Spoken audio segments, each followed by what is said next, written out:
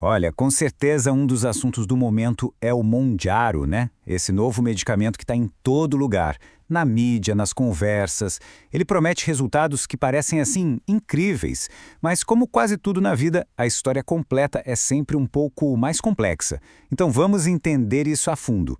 E por que todo mundo está falando disso? Bom, a doutora Sarina resume bem o porquê. É só olhar para o lado. Celebridades usando, todo mundo secando muito rápido. E isso, claro, coloca o remédio num patamar de atenção gigantesco. E com toda essa fama vem um monte de curiosidade, mas também um monte de perguntas. Pois é, e é aí que a gente chega no ponto principal.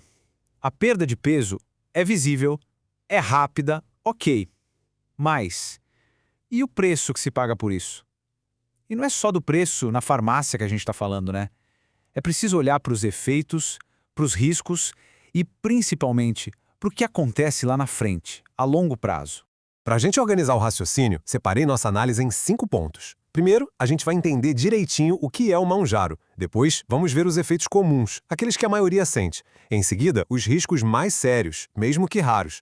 Aí a gente entra no famoso efeito rebote, que é super importante. E para fechar, vamos discutir uma coisa fundamental: a diferença entre só emagrecer e tratar a obesidade de verdade. Beleza, então? Começando pelo começo. Afinal, o que é esse tal de Monjaro? Bom, a aprovação oficial dele é para tratar diabetes tipo 2, mas o que chamou a atenção de todo mundo foi o efeito superpotente que ele mostrou para a perda de peso. Para a gente entender por que ele é tão eficaz, temos que olhar para como ele funciona por dentro, para a mecânica da coisa. O Dr. Matheus explica que o Monjaro, cuja substância é tirzepatida, é o que se chama de agonista duplo. O que isso quer dizer? Basicamente, ele imita a ação de dois hormônios naturais do nosso intestino, o GLP-1 e o GIP. E essa combinação é a chave. Ela atua tanto diminuindo o apetite quanto mexendo no jeito que o sistema digestivo trabalha. E é exatamente essa ação em dose dupla que é o grande diferencial dele. Remédios mais conhecidos como o Ozempic, por exemplo, agem só em um desses hormônios. Já o Monjaro ataca em duas frentes. O resultado, como as fontes mostram, é uma potência ainda maior. Mas o que essa potência toda significa na prática, no dia a dia de quem usa? Então vamos entrar agora nos efeitos que são mais comuns, aqueles que a maioria das pessoas que usam remédio acaba sentindo, o que dá para esperar. Olha, para entender esses efeitos, o ponto-chave é saber o porquê de eles acontecerem. A explicação do Dr. Matheus é bem clara. O Monjaro funciona deixando o esvaziamento do estômago mais lento, ou seja, a comida fica mais tempo parada ali. Isso é ótimo para dar a sensação de saciedade, né? A pessoa se sente cheia por mais tempo. Só que é justamente isso que causa a maior parte dos efeitos colaterais, que são, claro, gastrointestinais. E quando a gente olha para os dados dos estudos, os números são bem diretos. Náusea é a campeã, afetando quase 30% das pessoas, quase 1 em cada 3. Diarreia vem logo atrás, com 23%, depois constipação, vômito, ou seja, estamos falando de uma parcela bem grande de gente que passa por esses desconfortos. Não é pouca coisa. E não para por aí não, hein? Além desses 4 principais, a lista de desconfortos digestivos continua. Estufamento, aquela sensação de barriga cheia, refluxo, arrotos. E, como é um remédio injetável, ainda tem as reações no lugar da picada. Sabe, vermelhidão, uma coceirinha. Isso acontece com mais ou menos 1 em cada 10 pessoas. Ok. Já vimos os efeitos mais comuns. Agora a gente precisa respirar fundo e falar de uma outra categoria, os riscos, que apesar de serem bem mais raros, são também bem mais sérios. Aqui, a doutora Sarina faz um alerta bem importante sobre algumas condições bem graves que podem estar ligadas ao uso do medicamento. A gente está falando de pancreatite, que é uma inflamação séria no pâncreas, paralisia intestinal, ambas podendo ser fatais. E ainda há um alerta sobre o risco de câncer de tireoide. Repetindo, são coisas raras, mas com consequências que podem ser devastadoras. E essa frase dela resume tudo, né? É raro, mas quando acontece com a gente, deixa de ser raro. Não tem jeito.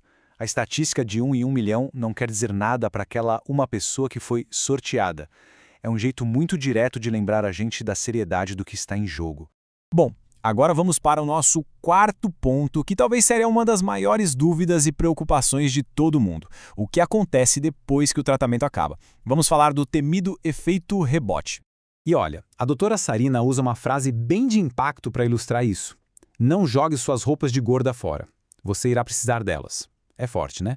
Mas é para chamar a atenção para um fenômeno que, segundo ela, é quase uma certeza.